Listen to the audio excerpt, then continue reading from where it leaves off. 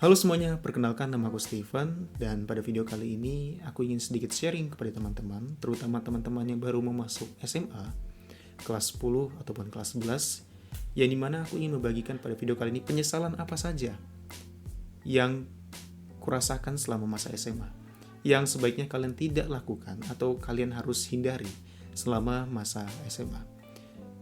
Langsung saja kita ke poin yang pertama, let's go. Poin yang pertama, tidak mencari bakat minat sedini mungkin. Kenapa ini merupakan penyesalanku yang pertama? Jadi aku pribadi itu selama masa SMA, terutama kelas 10, kelas 11, itu cuman ke sekolah seperti biasa. Belajar, eskul, organisasi, baru pulang. Pelajaran di sekolah pun juga pelajaran-pelajaran formal yang dipelajari. Nggak ada pelajaran yang spesifik ke suatu bidang. Dan itu merupakan jadi penyesalan karena selama masa kelas 11 ke kelas 12 itu udah mulai bingung. Karena sudah disuruh guru untuk menentukan jurusan mana kuliah. Nah, baru di situ baru mencari bakat dan minat. Kenapa bakat dan minat ini merupakan hal yang penting? Karena saat kalian menentukan bakat dan minat kalian sedini mungkin, kalian bisa mengeksplor banyak hal. Misalnya kalian minat di sepak bola. Kalian belajarin, ternyata kalian nggak bakat di situ. Nah, kalian bisa cari lagi ke bakat minat yang lain. Nah, kenapa orang dari dulu menanyakan kepada kita, apa cita-citamu? Nah, dari situ kita sudah harus mencari minat dan bakat kita itu kemana. Dan saat kita belajar sedini mungkin, kita mempunyai kemampuan yang daripada orang-orang yang belajar lebih lambat daripada kita. Atau contohnya menggambar. Ya, kemampuan menggambar merupakan suatu kemampuan yang harus dilatih.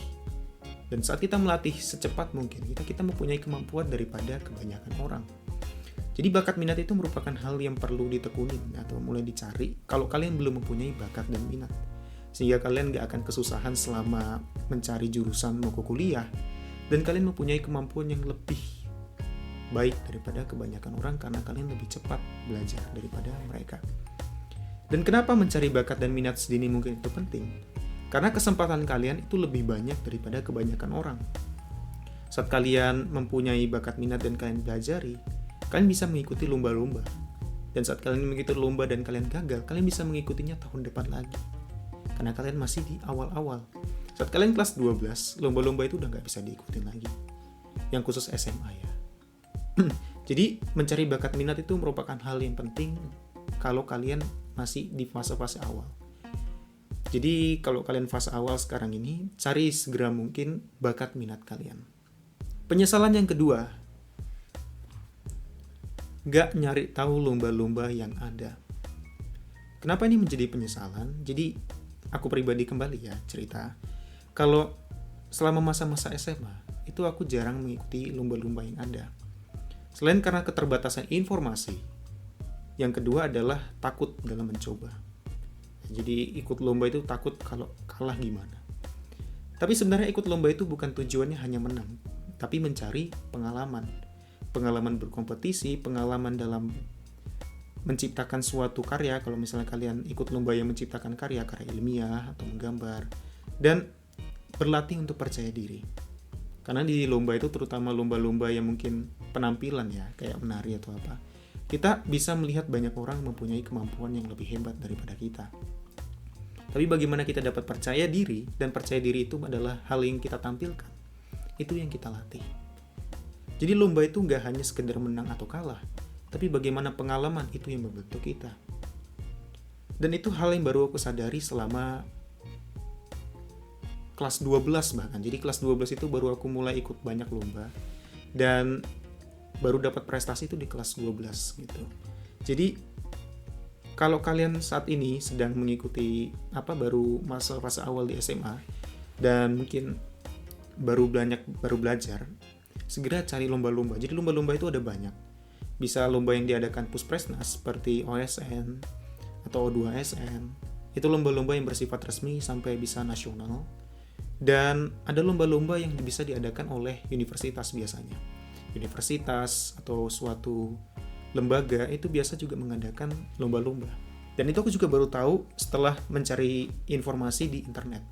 Jadi internet itu banyak banget, di Instagram terutama. Di Instagram itu banyak sekali informasi-informasi lomba. Kalian bisa cari aja. Itu tergantung kepada kalian lagi, kalian mau mencarinya dari mana, bisa dari Google ataupun media sosial. Lanjut, penyesalan yang ketiga, tidak mengembangkan skill yang berguna untuk survive. Ya, ini poinnya kurang lebih sama poin pertama.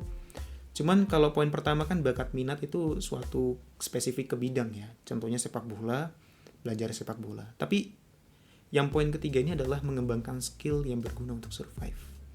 Jadi kita selama masa-masa remaja, itu memang ada baiknya untuk mengembangkan skill-skill yang bisa kita gunakan selama kita mau kerja atau saat kita mau berorganisasi. Itu skill-skill yang sangat dibutuhkan, yang dimana nggak akan mati sama AI ya, dan juga nggak akan digantikan.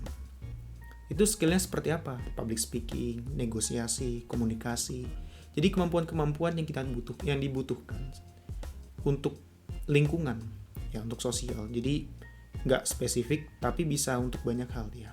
Jadi skill-skill yang bisa digunakan untuk pekerjaan atau masa depan, untuk berkomunikasi atau bersosialisasi, itu merupakan skill-skill yang bisa kita gunakan untuk survive. Lanjut, penyesalan yang keempat, tidak mengembangkan kemampuan bahasa. Ya, terutama bahasa Inggris ya. Dan ini merupakan penyesalanku juga pribadi. Aku mulai baru serius belajar bahasa Inggris itu kelas 12 juga. Jadi kelas 12 ini aku baru mulai explore, yang seharusnya dari kelas 10 aku explore banyak hal, bakat minat, terus kemampuan skill, bahasa, lomba, seharusnya aku explore banyak hal. Tapi kelas 12 ini aku baru sadar bahwa seharusnya aku explore selama masa SMA itu.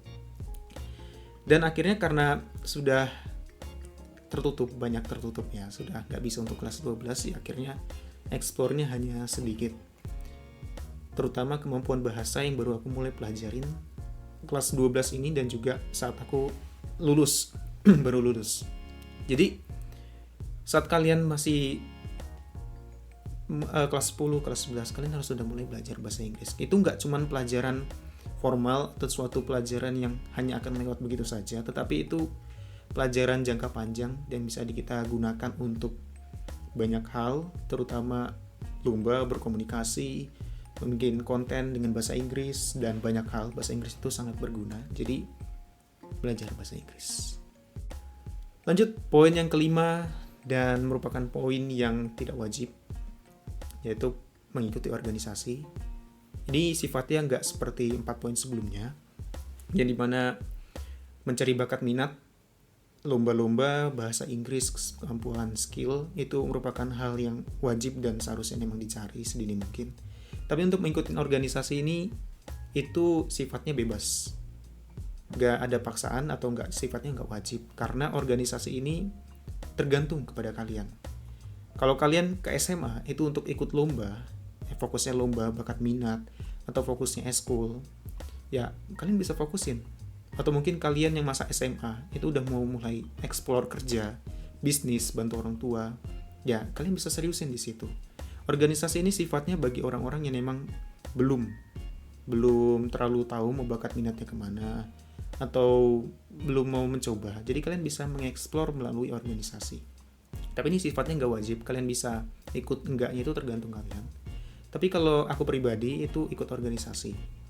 Dan kemampuan public speaking dan juga berkomunikasi itu didapatkan dari organisasi. Kalau kalian ikut organisasi itu ada plus minusnya pastinya.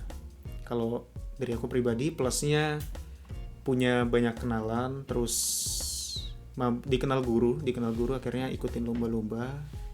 Tapi minusnya memang waktunya banyak kemakan di organisasi, terus harus meluangkan banyak waktu, lelahnya itu sih organisasi sih. Tapi tergantung kepada kalian lagi.